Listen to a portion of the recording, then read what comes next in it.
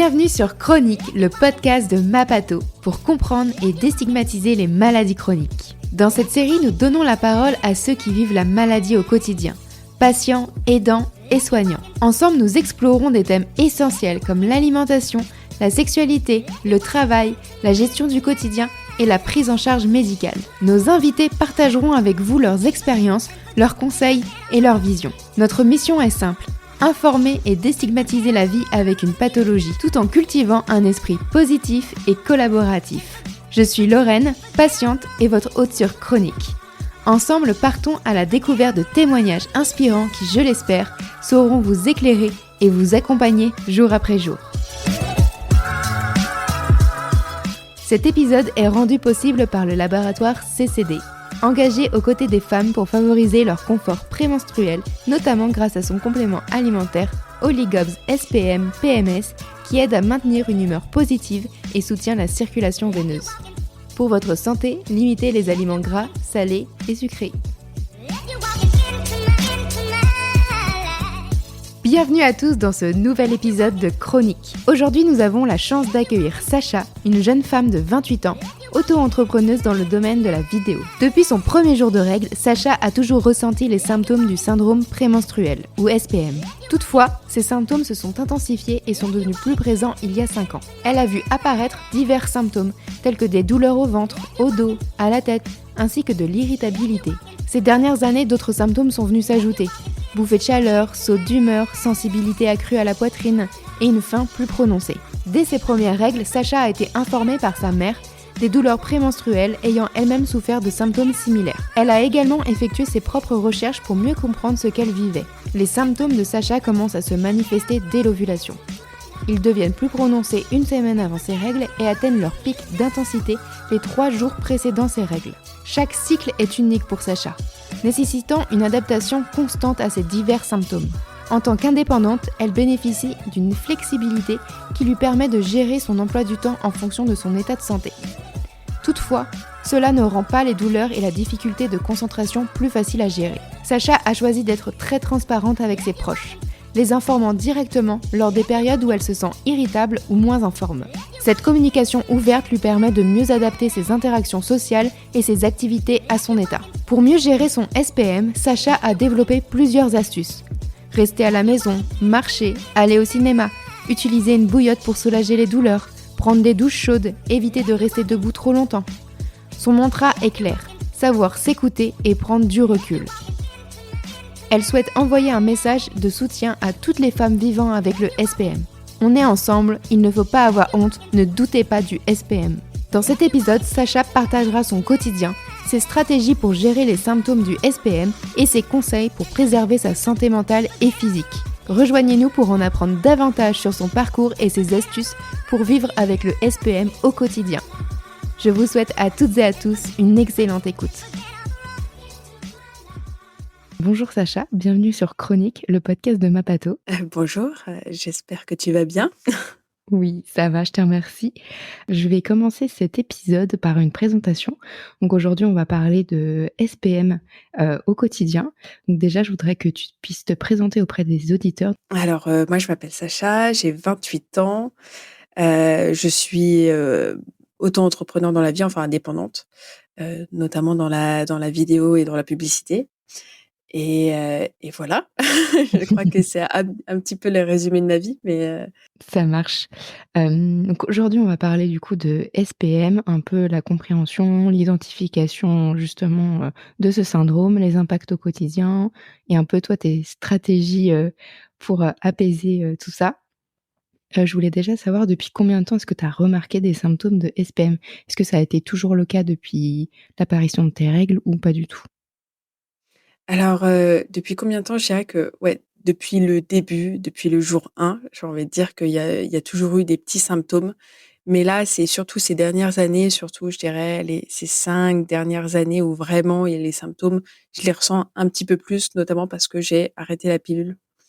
Donc, ça a vraiment déclenché OK, maintenant il y a plus de barrière, il y a plus de barrage, vraiment, au SPM.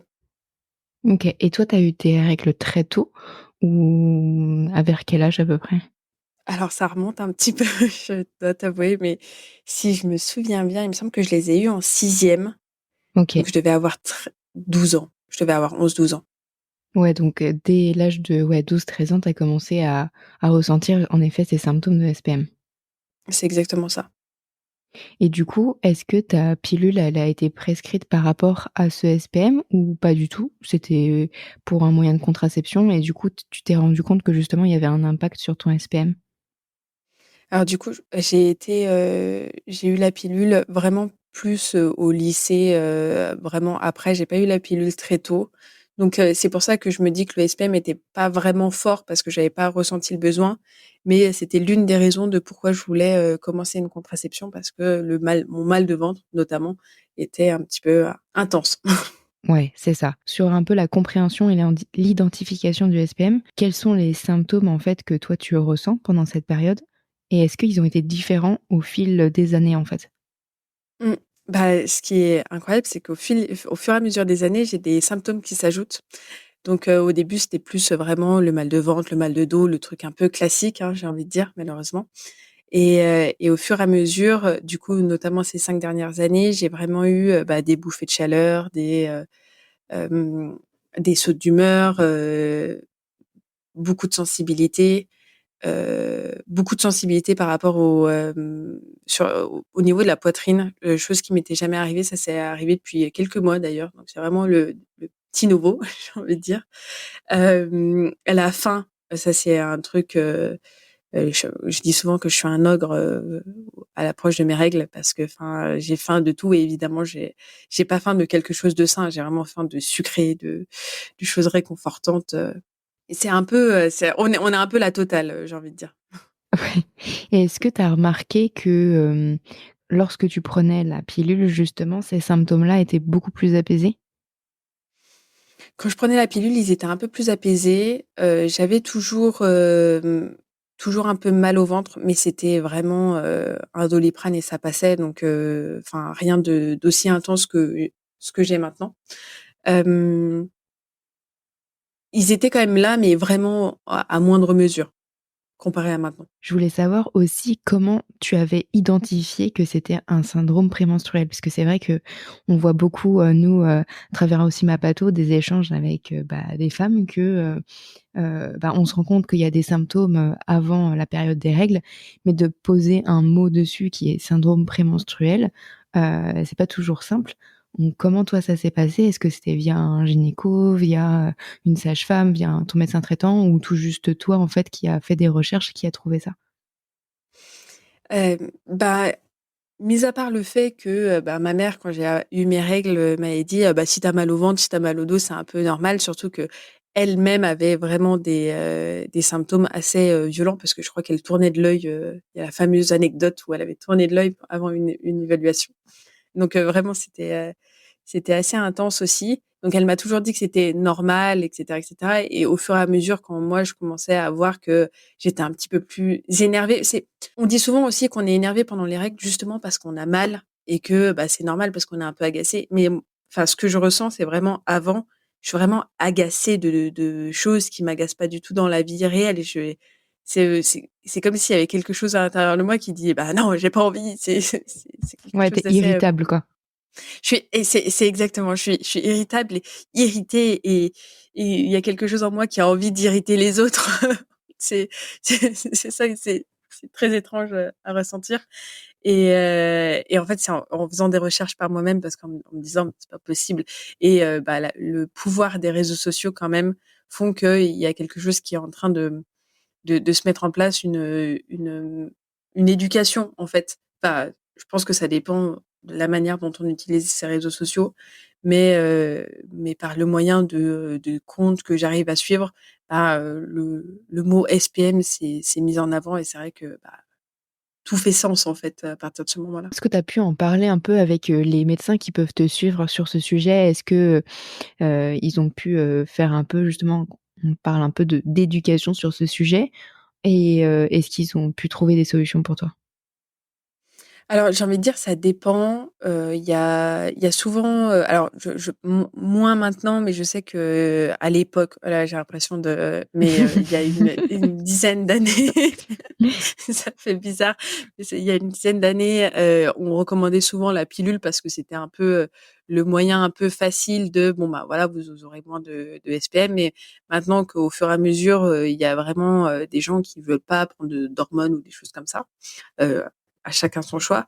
Là, on parle, enfin, là, la dernière fois que je suis allée chez la gynéco, par exemple, elle a essayé de revoir un petit peu, bah déjà remettre en place la douleur, à quel point ça fait mal. En plus, avec, je vais pas dire l'augmentation de l'endométriose ou du SOPK, mais je trouve qu'on est un petit peu plus éduqué. On est en train d'éduquer un peu plus, ben, la jante féminine en fait là-dessus. Donc Ouais, tout maintenant à on est fait. un peu plus sensibilisé là-dessus. Donc on m'a sensibilisé là-dessus. Donc éventuellement pour faire des examens un peu plus poussés. Et après pour ajouter des cachets un petit peu plus forts, etc., etc. Donc voilà, on a pu en parler, mais c'est vrai que on ça reste quand même un sujet. Euh, je vais pas dire, c'est pas tabou du tout parce que bah du coup on demande les symptômes, les choses comme ça. Mais c'est plus un sujet qui a l'air d'être un peu perso, je trouve. Bah, par exemple: «Ah, vous avez faim avant vos règles». Enfin, c'est vrai que ça a l'air d'être un petit peu au cas par cas, donc je pense que c'est un peu complexe, on va Ouais. dire ça. Enfin, du moins dans les personnes chez qui j'ai été, je pense que il y a d'autres gynécos qui peuvent peut-être être spécialisés là-dessus et heu et donner plus de conseils. Ouais, tout à fait. Et à quel moment du cycle, en fait, les symptômes du SPM, ils commencent à arriver, toi, généralement? Alors, j'ai quelques symptômes qui sont présents pendant mon ovulation. OK. Donc je sens quand j'ovule, chose étrange, mais voilà, pratique quelque part, Exactement. donc je sens, mais c'est plus une douleur, une gêne.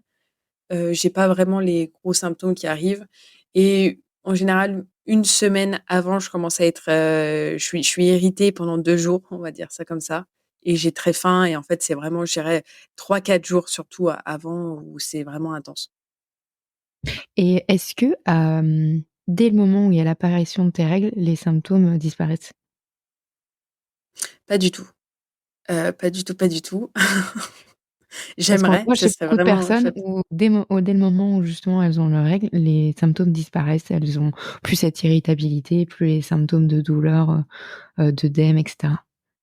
Alors, je suis plus irritable pendant mes règles, je suis plus, sensible, on va dire ça comme ça. Ouais. Parce que j'ai mal, parce que, voilà, je deviens pas un gros bébé, mais voilà quoi, j'ai envie de dormir, une marmotte, enfin voilà. Hem, donc je dirais que les symptômes changent et il y en a d'autres qui viennent un petit peu plus en avant, la fatigue, heu, les maux de ventre, surtout le premier jour, heu, les fameux maux de ventre du premier jour, hein, j'ai envie de dire. Ils sont tristement célèbres. Hem Et sinon, après il y en a d'autres voilà, qui se calment. Par exemple, voilà, je suis plus irritable. Hem, Pour les bouffées de chaleur, par exemple, ta sensibilité au niveau de la poitrine, c'est des choses que tu gardes ou pas justement pendant tes non, règles? ouais, en Ouais, fait, j'ai en tête mon dernier cycle, pour être totalement honnête, et c'est vrai ouais. que là, ce cycle-là, il avait été un petit peu, violent parce que j'ai eu des douleurs dans la poitrine, c'est, assez vénère, et elles sont restées tout le long de mes règles, donc assez étrange. Mais il s'estompe. On sent qu'en fait, en gros, il y a un pic sur le premier jour et après il s'estompe au fur et à mesure. Ouais, c'est ça. En fait, c'est un peu le SPM qui laisse place aux règles, en fait, et c'est les symptômes de règles et les symptômes de SPM. Ouais, voilà, c'est exactement ça. Il y en a certains, c'est les mêmes, mais il y en a d'autres, ils sont totalement différents. Et justement, toi, tu as remarqué qu'en fonction de tes cycles, c'était totalement différent?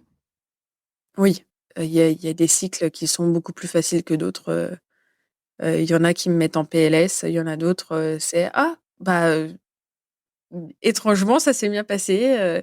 Il y en a, ça m'est déjà arrivé de pas ressentir de SPM et d'avoir mes règles. Ça m'est déjà arrivé de ressentir des SPM pendant 2 semaines avant et de dire: «Mais c'est pas possible, ça fait 2 semaines que j'en peux plus là, qu'est-ce qu'elles font?» Donc, j'ai l'impression que chaque cycle, enfin, du moins personnellement, chaque cycle est un peu indépendant. Mais il y a une même trame. Ouais, c'est ça. Et puis de ce que j'allais dire, c'était de t'adapter en fait, chaque mois, c'est un peu une adaptation de comment je vais avoir les symptômes, comment ils vont arriver et comment je vais les gérer. C'est exactement ça. C'est, au cas par cas, et on verra. Du coup, là, je vais aborder un peu les impacts, au quotidien. Comment le SPM, du coup, il affecte ta routine quotidienne, que ce soit le travail, ta vie sociale, ta vie intime et cetera? Dans ma routine quotidienne, c'est vrai que, bah, c'est très difficile de se concentrer quand on a très mal au ventre, surtout. C'est surtout ce symptôme-là, j'ai l'impression, mal de ventre, mal à la tête, mal au dos, enfin, les douleurs plus qui sont des vrais freins parce que je veux dire la faim, je peux manger pendant que je travaille, enfin C'est ça gérable. va. Oui, c'est plutôt gérable, je peux sortir avec mes amis. C'est plus la douleur, en fait, qui va être le plus gros frein sur le premier jour où parfois c'est assez, c'est assez intense. Donc, mais c'est un peu au cas par cas. Parfois je me fais violence et je me dis: «Bon, bah, voilà, à un moment donné, la vie s'arrête pas», parce que la vie ne s'arrête pas et parfois je me dis: «Non, là, j'ai vraiment besoin de repos et heu bah, je vais faire une pause», donc j'ai de la chance d'être indépendante donc pour le travail, je me dis: «Bon, aujourd'hui, ça va être un petit peu plus calme». Je sais qu'il y a d'autres, mon ancien travail mettait en place le congé, menstruel donc OK, chouette. c'était vraiment enfin, on sent que c'est en train d'évoluer, donc ça, c'est plutôt chouette et heu et où on sent qu'il y a certaines entreprises, pas toutes malheureusement, mais certaines entreprises sont prêtes à s'adapter en fait, à ces gros symptômes, notamment le noyau, on va dire, où c'est le plus dur pour, heu, pour que la vie soit un peu plus facilitée et par exemple, je sais pas, être en télétravail ce jour-là ou travailler un petit peu moins, juste traiter des mails ou des choses comme ça, c'est vrai que c'est un peu plus agréable. Non, c'est vrai que ce que j'allais dire, le fait que tu sois, indépendante, que tu travailles de chez toi, tu as quand même plus de souplesse à une personne, en effet, qui doit être, en déplacement ou qui est au bureau, 9h, 18h, où là, c'est peut-être plus compliqué de s'adapter, en fonction des symptômes. Et côté un peu vie sociale, justement, avec tes amis, est-ce que justement, toi, tu as remarqué aussi que tu étais plus irritable avec eux? Est-ce que pendant cette période, tu as plus envie de rester chez toi et que tu te coupes un peu, du monde ou pas du tout? Ah ouais, c'est vrai que, j'ai l'exemple avec mon ancienne, coloc parce que du coup, en plus, c'était vraiment même si j'avais envie de rester chez moi, elle était avec moi, qui est devenue, l'une de mes meilleures amies, hein, d'ailleurs, je sentais que j'étais vraiment très irritable et de manière générale, c'est vrai qu'on était assez enfin, je suis assez transparente là-dessus. Quand je sens que je suis irritée, je dis, je vais avoir mes règles donc enfin, j'essaie d'être assez transparente sans être dans le jugement pour pas qu'on me dise: «Ah, tu es énervée, tu vas avoir tes règles», parce que ça, c'est vraiment quelque chose qui est devenu un petit peu, la blagounette, C'est ça, la un carte peu joker. ouais, c'est ça: «Ah bah, dis donc, qu'est-ce qu'il y a? Tu es de mauvaise humeur, tu vas avoir tes règles?» «Bah oui», voilà et du coup, là, je le prends un petit peu je prends le contre-pied, je dis, heu voilà, je le débunk un petit peu en disant: voilà, je vais avoir mes règles, là, je suis un petit peu sur les nerfs, je suis un petit peu sensible», enfin, voilà. J'essaie d'être le plus, honnête avec mes proches. Après, c'est vrai que c'est un peu compliqué de dire, de mettre la carte, règles, sous le nez de quelqu'un qu'on connaît pas. Enfin, je veux dire, il a peut-être pas besoin de savoir ce qui se passe dans mon utérus. Donc ah, mais c'est vrai qu'avec mes proches, je me permets d'être, assez, assez, avec mes proches, je me permets d'être assez honnête et de leur dire: «Écoute, là, je vais avoir mes règles, donc si je suis énervée, c'est normal» par exemple, peut-être modifier des plans si j'en ai besoin, donc au lieu d'aller, je sais pas, au ciné ou boire un verre, bah, on reste à la maison et voilà, quoi. C'est un petit peu différent. J'essaie d'adapter un peu au mieux à la situation sans tout annuler parce que comme je disais, la vie continue, elle continue, quoi. C'est ça et justement, il y a des activités spécifiques que tu trouves particulièrement difficiles à accomplir pendant cette période? Encore une fois, ça dépend vraiment de la douleur. Je sais que ça m'est déjà arrivé d'avoir une douleur où je suis obligée de rester en boule, sur mon lit. Donc là, tout devient compliqué, en fait. Après, j'ai des petits tips, des choses comme ça, donc qui me permettent de de vivre un petit peu mieux. Mais c'est vrai que, bah, rester à la maison, c'est vrai que ça, c'est quand même assez agréable. Aller au ciné. Après, parfois, juste marcher, hein, en fait, ça dépend vraiment, faut savoir écouter son corps. Parfois, Exactement. juste, prendre l'air, et ça permet de faire penser à autre chose parce qu'il y a aussi ça, quand on a mal au ventre, on a tendance à penser qu'à ça ou tout autre symptôme. C'est vrai que je parle du mal de ventre parce que c'est le plus intense que je ressens moi et celui qui m'incapacite le plus. Mais sinon, en fait, parfois, faut se dire: «Allez, faut penser à autre chose, faut faire autre chose» et voilà. Tout à fait.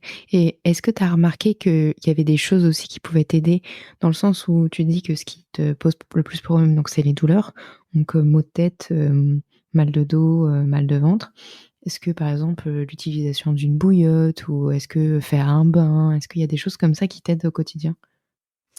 Alors, je n'ai pas la chance d'avoir un bain, mais même prendre une douche chaude quand même, ça peut aider. En fait, on sent que ça détend, tout ce qui est chaleur, donc j'ai une bouillotte, qui m'aide beaucoup dans ces moments-là, mais c'est vrai que bouillotte quand il fait 40°, ben, voilà quoi. Elle t'aide, et pas vraiment, Tu mais transpires à grosses gouttes, mais la bouillotte fait effet? mais ça mais ça va mieux.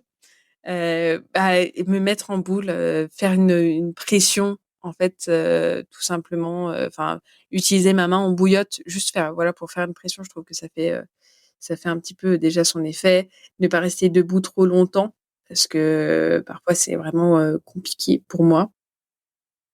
Hem, je suis en train de réfléchir à pas prendre des cachets si vraiment ça devient trop intense. Hem, mais c'est vrai que j'ai jamais fait autre chose. J'ai jamais essayé autre chose. La bouillotte est vraiment mon allié le plus, ouais, la bouillotte et mon lit, je vais dire. Et sur des symptômes un peu plus, j'ai envie de dire complexes, mais par exemple sur, bah, les bouffées de chaleur, la sensibilité au niveau de la poitrine, est-ce qu'on t'a aidé sur ces symptômes-là? Est-ce qu'il y a des choses qui t'aident ou, tu laisses, le temps faire, on va dire? C'est vrai que je laisse beaucoup le temps faire. Heu, j'ai vraiment confiance en mon corps, donc parfois je me dis: «Bon, bah, s'il a une bouffée de chaleur, c'est qu'il a besoin de gérer sa température». Mais c'est vrai que c'est assez désagréable, donc dès que j'ai une bouffée de chaleur, tout simplement, bah, je vais prendre quelque chose de frais et après sur tout ce qui est irritabilité, et la sensibilité à la poitrine, bah, tout simplement alors je fais partie de la team un peu, no bras. Bah, j'aurais tendance à peut-être mettre quelque chose qui soutient justement pour la sensibilité à la poitrine, en fait, tout simplement parce qu'au moins ça permet que ça bouge le moins possible, quoi. Ouais, c'est ça. En fait, tu essayes de trouver ce qui te convient sur le moment présent, de toute façon.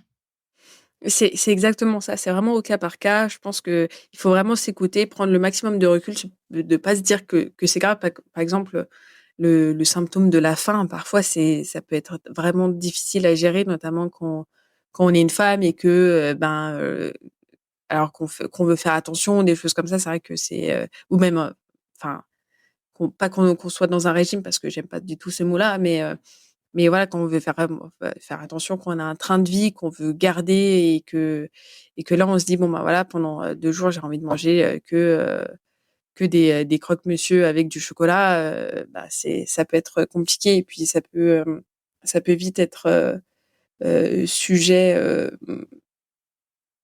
enfin, ça peut vite être un sujet un peu complexe, à ce niveau-là.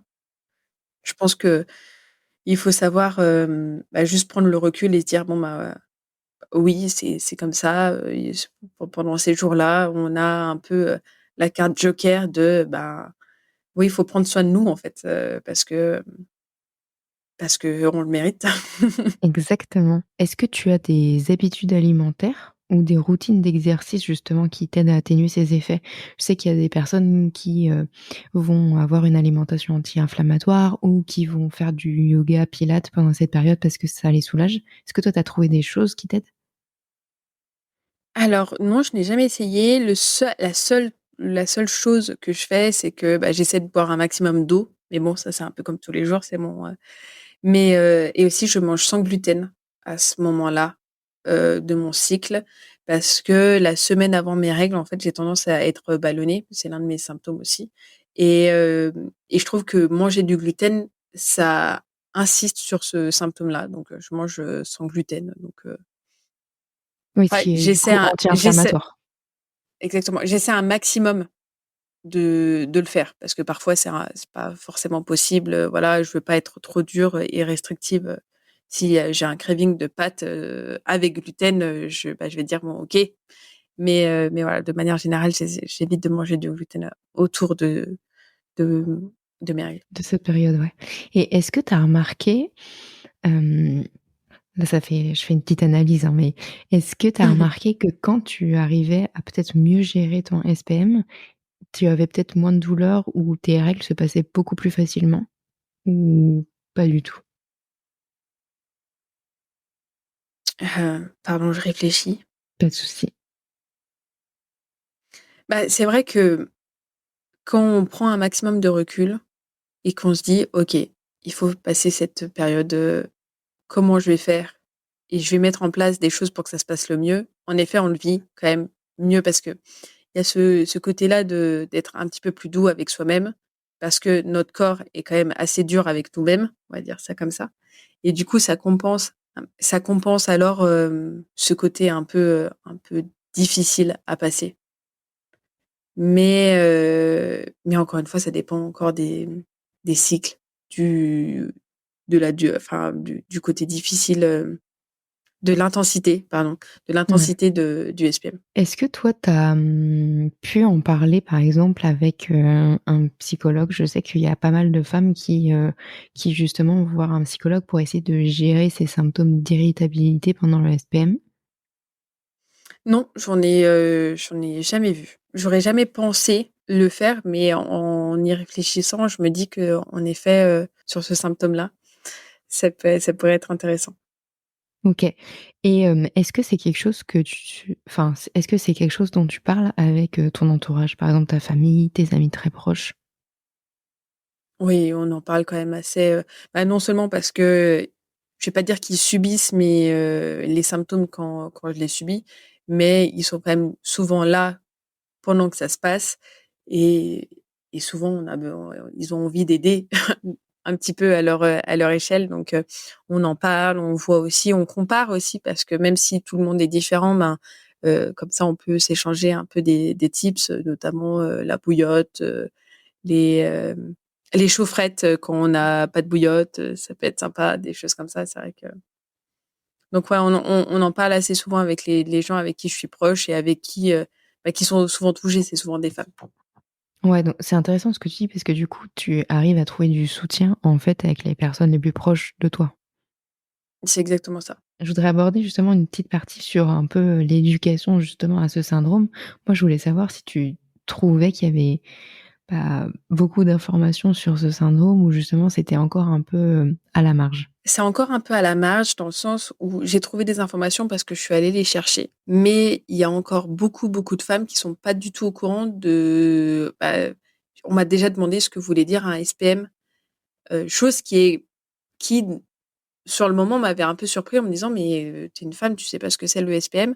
et en fait, quand on réfléchit vraiment et qu'on prend un peu de recul sur ça, on se dit: «Bah oui, en fait, bah, c'est un mot, on sait pas d'où ça sort». Heu, si on t'en a jamais parlé, en effet, c'est normal que tu le connaisses pas. Moi, je l'ai connu parce que, ben, mes symptômes, sont, assez intenses et que j'ai pris le et de enfin, je suis allée rechercher, mais si tes symptômes sont plutôt légers, peut-être que tu t'es jamais posé la question ou juste, peut-être tu te poses cette question depuis des années en te disant: «Mais je comprends pas pourquoi je suis mal» et on t'a jamais apporté la réponse et puis, mine de rien, même si c'est en train d'évoluer, heureusement, sur les réseaux sociaux ou même les règles, ça reste quelque chose d'assez tabou. Enfin, je veux dire, c'est bah, déjà, il y a qu'une moitié de la population qui est vraiment touchée. Il y a toute la population qui est touchée, mais une moitié de la population le vit, quoi. Donc rien que ça déjà, c'est enfin, en fait, en y réfléchissant, c'est pas normal parce que la moitié, c'est déjà énorme. Donc je comprends pas pourquoi, il y a pas plus d'informations, plus de sensibilité, quoi. Donc surtout que la jante masculine, heu enfin ceux qui ne sont pas réglés du tout simplement, hem, bah, le vivent aussi. Enfin, je veux dire quand tu vis avec quelqu'un, ou même, quand ta mère, ta sœur ou, une de tes proches, a ses règles, enfin j'imagine que tu es sensibilisée à ça donc je trouve qu'il manque, de la sensibilisation et de l'éducation en fait sur, alors je pense aux réseaux sociaux parce que c'est un peu le moyen du moment, on va dire. Heu, juste, en plus de pas quelque chose de très poussé. Il faudrait pas quelque chose de très poussé, il faudrait quelque chose d'assez simple en disant: «Bon, bah, voilà, c'est ça et Aujourd'hui, il y a beaucoup de choses qui existent.